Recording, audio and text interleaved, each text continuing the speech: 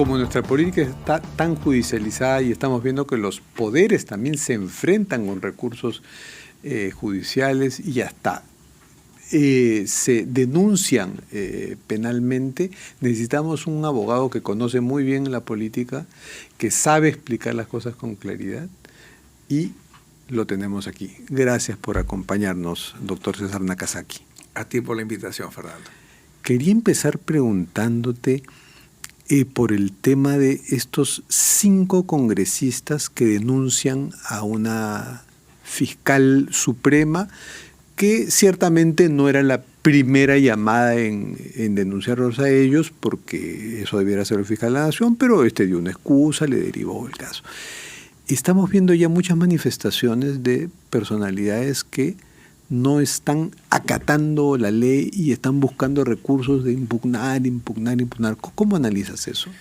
Bueno, es evidente que entre el Congreso y el Ministerio Público, y concretamente la Fiscalía de la Nación y las Fiscalías Supremas, tiene que darse una situación de conflicto, porque hay muchos congresistas que están investigados. Muchos congresistas que por diversas razones están cuestionados en temas vinculados a la justicia penal. Así que esta denuncia que hacen contra la fiscal suprema la veo un despropósito. Quizás en el Congreso pueda funcionar porque ahí todo depende de los votos, pero sin duda alguna esto, si deriva en un juicio político, una inhabilitación, en el caso que derivase, una acción de amparo, o mucho antes tranquilamente se puede neutralizar. Y si fuese un antejuicio que derivase luego en el Poder Judicial lo archivaría inmediatamente. No veo ninguna posibilidad de denuncia penal en ese caso. O sea, ¿ves al Poder Judicial como un garante de los excesos del Congreso en este caso, ya que el Ejecutivo como que no le quiere dar guerra al Congreso? En esta crisis del sistema de justicia, gracias a Dios, el Poder Judicial sigue funcionando más o menos bien, y se da en el caso de Zoraida Ábalos, porque a ella le levantan la inmunidad y autorizan un procesamiento penal por un criterio jurídico. Podrá ser equivocado si es que se debía investigar, seguir adelante en el caso del expresidente Vizcarra o el expresidente Castillo, pero por criterios jurídicos, claro, no se puede penalizar. No por faltas a la Constitución. Así como por opiniones no se puede penalizar, igualito, por criterios jurídicos no se puede penalizar. Y el Poder Judicial se hizo bien su tarea y le archiva el caso a Zoraida Ábalos, ¿no? O sea, ese es el garante que tenemos en última instancia. Y es el que, por cierto, autoriza todas las acciones de la Fiscalía. No nos olvidemos, algunos se olvidan de eso y dicen, no, la guerra es con el Ministerio Público, pero todo lo que ha hecho el Ministerio Público ha sido refrendado por un juez. Y en este caso que tú señalas, hubo una tutela de derechos donde se discutió si la fiscal de la Nación y por tanto los otros investigados era correcto que los investigue una fiscal suprema, y se ha dicho que sí. Pero igual se está viendo esta especie de insolencia y majadería ante la ley que yo no la veía. Hemos visto políticos muy poderosos que, a pesar de sentencias severísimas, las han acatado. Tú mismo como abogado, exabogado de Alberto Fujimori y otros, les has aconsejado, bueno, pues no salió como esperábamos, pero acatar la ley, ¿no? Corresponde a todos. Lo que existe es derecho de crítica, no derecho de contraataque y menos de ataque. Lo que sucede, Fernando, es que mientras que el Ministerio Público, yo creo que el Ministerio Público debería avanzar más en el tema, porque hay una gran sombra sobre muchísimos congresistas niños, congresistas que han recibido dinero, hay una serie y muy pocos casos se han formalizado en casos penales también. Si tú evalúas cuántos congresistas están cuestionados y cuántos tienen casos penales, no hay proporción. Creo que el Ministerio Público más bien debería sentarse más fuertemente en su posición. Claro, está en medio de un terremoto, por cierto, no es el mejor. Y son dos fiscales hábiles. No es el mejor momento, pero si el Ministerio Público hubiera logrado reconducir mejor eso, creo que se hubiera podido superar estos temas. Sí, pues es que el Ministerio Público también está como que haciendo sus cenizas constantemente. Muy debilitado. Y tenemos un fiscal de la Nación que hace unos meses recién lo hicieron un fiscal supremo. Así.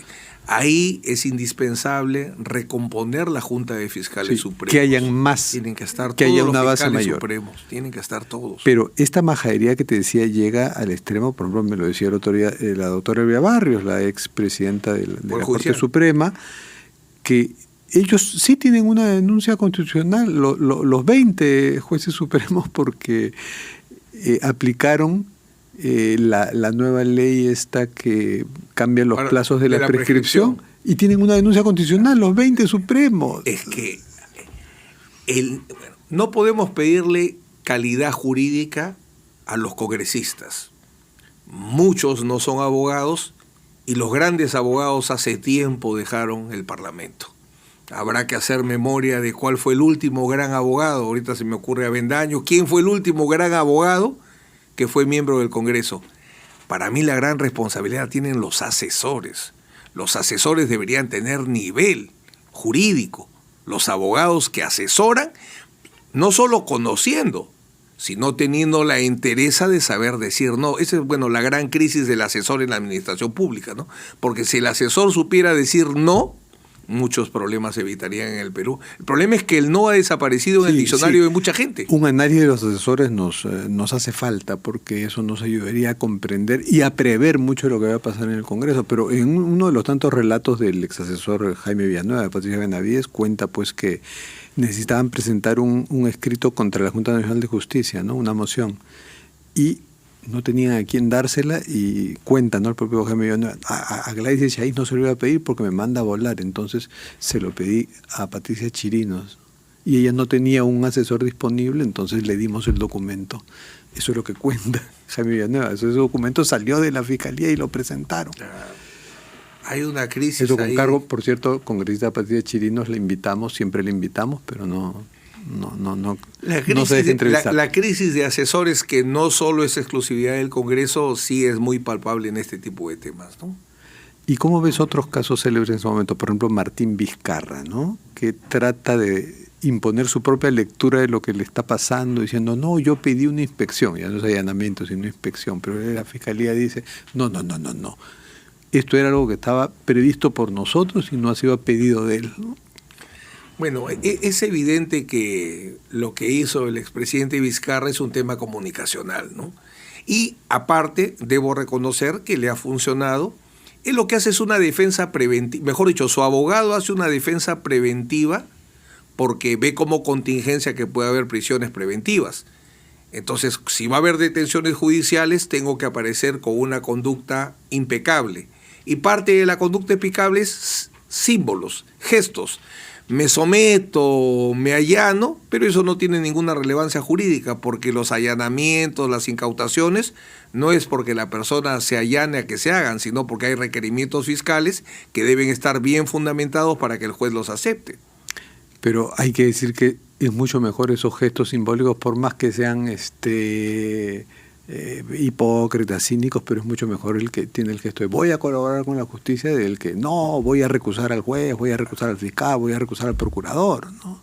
Por cierto, porque te sirve cuando tú te piden una prisión. Por eso es que hasta ahora no le han podido dar prisión preventiva a Vizcarra.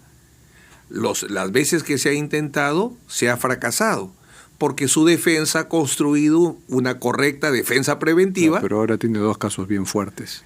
Pero si mantiene una conducta procesal correcta, para la prisión preventiva lo que manda es el peligro de fuga, no la prueba suficiente. La prueba sirve para condena, pero para la prisión preventiva el elemento central es el peligro procesal. Entonces, si yo me someto a las investigaciones, allano los caminos para que los fiscales puedan investigar, eso los jueces lo consideran. Y es el motivo por el cual hasta ahora no se ha dado. Sí, eso es lo que hay mucho. Se ha aprobado por insistencia, puesto que había sido observada por el Ejecutivo, la ley que también recorta algunos plazos de la colaboración eficaz. ¿Cómo la ves tú que trabajas ese tema? La vivo y porque la sufro. Tienes, claro, la vives y la sufres. ¿Cómo ves eso? Es muy corto, creo que está en 8 prorrogables. 8 meses prorrogables a 12 iniciales, ¿no? Sí. 12 más 8 prorrogables. Me parece que sí. Justo le estaba revisando menos de 2 años, procesos que que están durando Es más ahora. importante, Fernando, que haya plazos, porque hay una práctica en la Fiscalía no muy buena en cuanto a que exprimen al colaborador, le sacan toda la información para poderla utilizar, y una vez que ya la naranja guando está bien exprimida, la dejan, y la parte de la negociación y el acuerdo hay que hacer cola. Entonces creo que sí hay que poner sí plazo. Debe ponerse pero es muy corto el plazos. que le pone esta ley. Bueno, es un tema discutible. Yo te diría que el gran problema que mantiene la ley es haber permitido que las declaraciones de los aspirantes se utilicen. Si tú te acuerdas, en la época de los juicios vinculados a Fujimori, Matilde Pinchi Pinchi, que era la testigo estrella de la Fiscalía, ¿cuándo aparece en escena? Cuando ya se celebró su acuerdo, y en ejecución de ese acuerdo, ella con nombre y apellido salía como testigo a todos los Pero juicios. tal vez su proceso duró, para que sea colaborador eficaz, duró menos del proceso. Es que ahora la aspiración dura demasiado. Pero es un buen ejemplo. Pues nunca nos Mira enteraríamos. cuántos casos se tuvo que negociar con Matilde Pinchi Pinchi. No, es la gran colaboradora eficaz. Y su proceso primero ni demoró mucho de colaboración eficaz, el acuerdo se celebró oportunamente y ella empezó en ejecución. ¿Dónde viene el defecto? Que mientras siempre recién se podía utilizar al colaborador cuando ya había acuerdo aprobado y autorizado, desde un reglamento que se dio en la época de mi querida amiga Marisol Perestello durante el gobierno de PPK, se autorizó a que las declaraciones de los aspirantes sirvan para prisión preventiva. Ahí se desnaturalizó todo el tema. Porque había velocidad en tener declaración de aspirante, y una vez que la usabas, ya deja de interesarte. Entonces debiera el colaborador. atarse más eso a la obligación de que la justicia haga el trato con el colaborador. Eso apuraría las colaboraciones eficaces, porque si la ley dijese, solo fiscal vas a usar al colaborador una vez que haya acuerdo aprobado, volarían los acuerdos.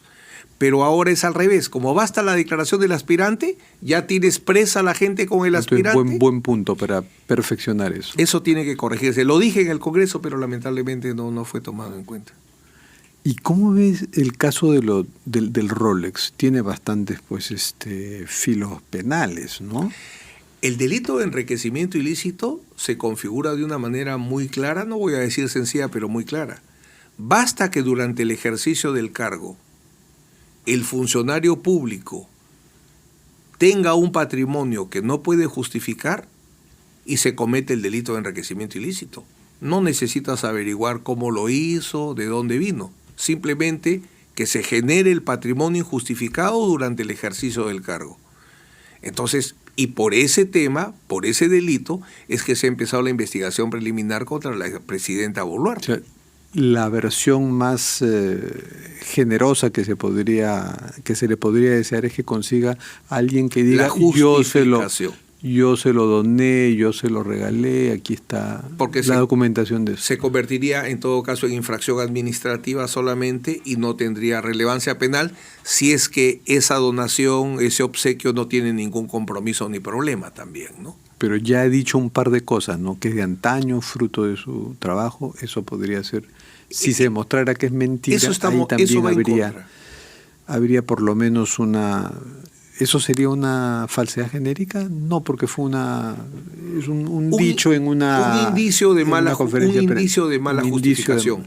justificación, porque es muy fácil La falsedad genérica tiene que ser en declaraciones, claro, ¿no? En declaraciones oficiales ante la justicia. Así es. Acá es como cuando al presidente Castillo, en la triste entrevista que le hizo el amigo de CNN, y cuando él anunció...